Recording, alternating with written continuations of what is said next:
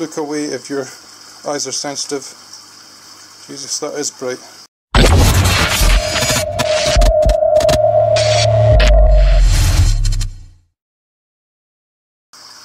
Hello guys, welcome to Mark's Rim Tanks. Today we're going to be replacing this light up here because it has seen better days, and slowly but surely the LEDs that are in here are failing. These have lasted for more than 2 years, so I've got my money's worth out of these by quite a bit. I think these would have cost what, $5, $10, $15. I'm on to my last two on this tank as well, and this tank is a little bit dull. So I have two new lights here. I'm going to leave a link in the description where I got them from as well, because I actually have one of them already on here, this light here, and this is a 30 watt LED strip I bought from a company here in Norway. And the reason guys I'm changing from doing this type of light here to this type is because you can see the difference, right? This one $5, $10, $15. This one cost me, I think it cost me $20. And look at the light, it has a little bit of overflow on this side, but that's not a problem because I already have plants etc. there, and it will fit on a bigger tank. So let's go over here and we'll have a look. They are from Bohus. I don't know if that's a German company. That's how I bought it from here in Norway. I will leave a link in the description as I said. I'm going to stick you on my chest, we're going to open this box. Okay, so let's get this sucker apart. The box is kind of split in two in the middle here, so this will be the join. Let's get this open. Let's get it open. Shouldn't be too hard, I don't think. Right, so there should be two lights in here. As I said before, I've already bought these lights before because I wanted to test how good they are. The lights are rated to 6000 Kelvin, which is perfect for us. As I said, they're reasonably cheap as well, so let's see, will this open? Open, you mother. Let's see. So there's the lights. There's the lights. If you're even looking over here, my camera's a little bit wonky today. I don't know if I need to fix something on it. So here are the lights. These ones are quite a bit longer than the other set that I bought before. Maybe these are $20, $25, something like that. But look at the length of the light. Isn't that awesome for an LED light?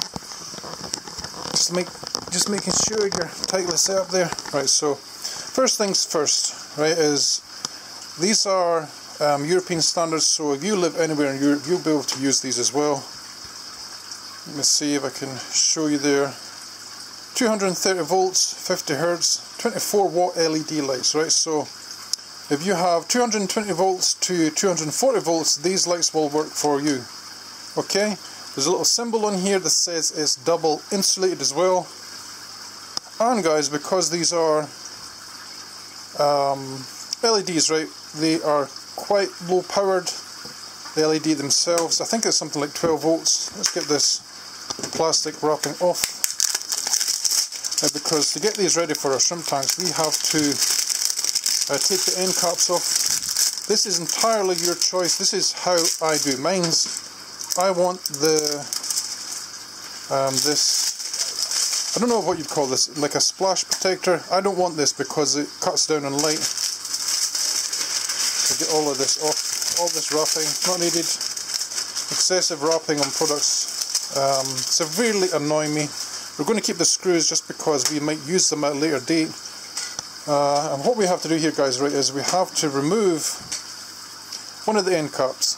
And before I remove it, right, I want to see where the electricity goes in. So it goes in here, and this little junction box here, you can see it. Okay, so this is where we're going to put our power into. I'm going to run the cable along the inside of this groove here as well. I'm actually not going to fix it to anything. I'm basically, guys, just going to sit it across the tank, right? So this is an awfully long one, but this one will be dual purpose as well. We can use this for plants on the other side. We will see basically how bright the light is once we've done it and how long it actually is. So this is for the top one, and we have to get the connectors off here with a little screwdriver. Right, now here you have to be a wee bit careful that you don't break anything, but there's two little clips on either side here. Let me angle you down just a wee bit more. Right, you have to pry it like this, and then you have to go to the other side. And you just have to keep doing this, guys, until this end cap comes off, because there's two little parts on the inside here that hold it in place, right? So this takes a little bit of doing. I want that middle piece off, so let me see, maybe I have to hold this one here first. Get another screwdriver and go to the other side. We might have to pause the video here to get this done. Now there you go. So you need two, and you have to like wedge it across, right? So it comes off like so. And then we're going to cut. We're going to take off the protective shielding thing. Just slides off like this, all the way along. Now all this stuff I will recycle as well. And here we have our LEDs. Now I don't want this end part here. You can see the wiring exposed, so the cap that we've just taken off actually goes back on, okay? Goes back on, protects the end. If I can do it like so. Right, so you might want to put some hot glue across this. I think that's probably what I will do. I think my other light was a little bit different from this. You can actually see they've done it here. They put some hot glue over the connector. I don't know why it's not fully over these ones, but that's something you should do as well. Get a little bit of hot glue and cover that connector. Right, so we're going to turn it over. We're going to open up the little junction box, because this is where our power is going to go in.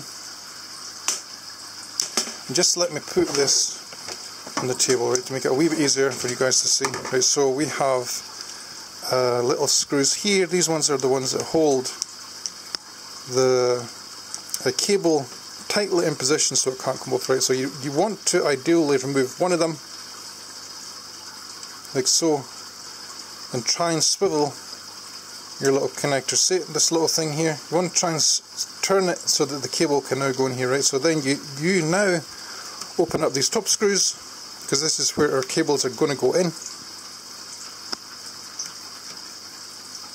like so. And then you have to take note, guys, of the colour of the wiring on the other side of this little connector thing, okay? So brown is this side closest to us, blue is the other side. So we have some cabling already here with a plug in it. And we're going to wire it up. So it's brown on one side.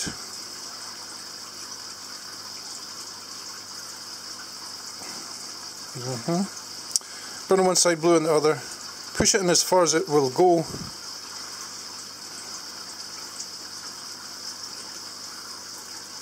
Right, push it as far as it will go, and then you want to just make sure they're properly in before you tighten up these little screws on the top again. If it's not properly in, you could just keep on doing this part over and over until you get it done properly. On camera, things are never always as simple as it seems. Like there, see, it just came out again. So hold on, guys, I'm just going to pause it for a second. I'm going to take this part off here to make it so that easier. Part was a bit easier than I thought it was going to be. See how it sits on like this? All you have to do is pull it off like that, and it's much easier for you to put the wires in. And so we have brown on the inside and blue on the other side.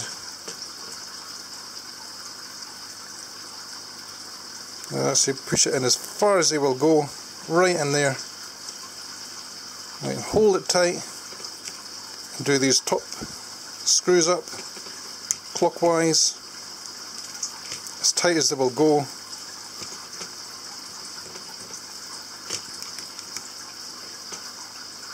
Like so, nice and snug. And push it back down into its little clips that hold it. Like that, you see it? And then you want to turn this black thing back across the cable, and this is what's going to hold your cable in place and take pressure off these two connectors. So if you ever accidentally pull on this cable, it won't pull the connectors out. Yeah, so we're nearly there already. How easy was this? It's normally when I say that in videos, how easy was this, that I do something wrong, or I do something bad. So tighten it up as far as it will go.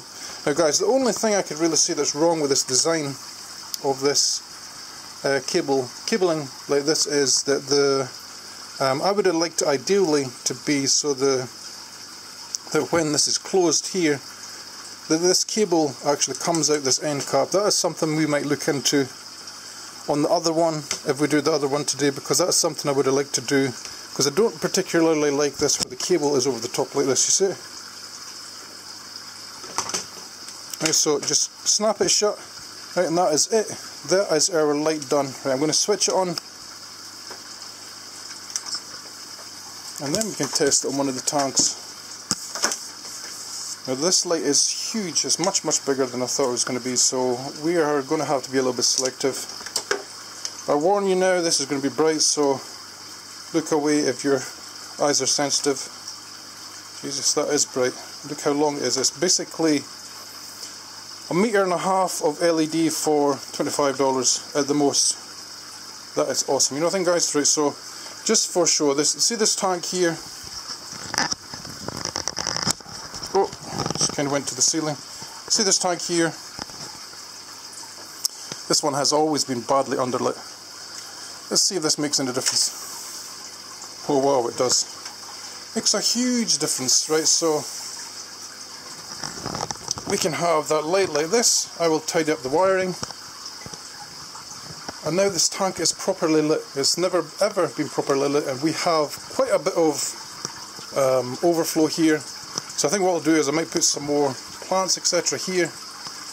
And then the coal tank gets lit very well also, right? So my original plan was to use one of these lights here for under this tank, but I think it is going to be a little bit too long. The light is just basically too long. You see, it's like all that length under there. I don't think it will fit under there. Maybe we will have to try, won't we, guys? We'll have to try.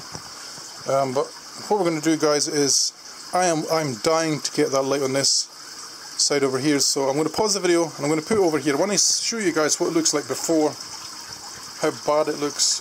This tank has been neglected for a while, light-wise, and so today it's going to get a new lease of life. We're going to put that light here onto this tank. Stay tuned. So just for a second I switched off the other lights just so you can see just how bright these lights are on their own without any other kind of interference from other lights. I would say that is a decent amount. You can see the other lights at the back are switched off, the other LEDs. It is a good enough amount for a shrimp tank, especially at the price that these are. From Bauhaus here in Norway, I guarantee you they will be in Scandinavia and probably other European countries as well. And it lights up the tank enough for what we need, I think. But what it also shows me, guys, is how neglected I have left this tank with not light on it for such a long time, and it looks a little bit worse for wear. So this is something I'll do today as well. I'll tidy up these lights up here, or I'll remove the old ones. We'll get the wiring off the old ones as well, because we'll use that in the other build, and we shall see what they're like on another tank, I think. But let me know in the comment section below what you think of today's video. If you'd be interested in these kind of lights for your tanks, you should be. They're uber cheap, and they work just fine. The light spread is better than the other LED build that I did before as well, so that is something to look forward to. And then we can start to look at the shrimp better in this tank, because I have neglected it for quite some time, but hopefully with this it will rebound now and it will look fantastic. Okay, so thank you for watching, guys. Don't forget to subscribe and like if you haven't already, and I'll catch you in the next one. Let there be light. Happy shrimp keeping.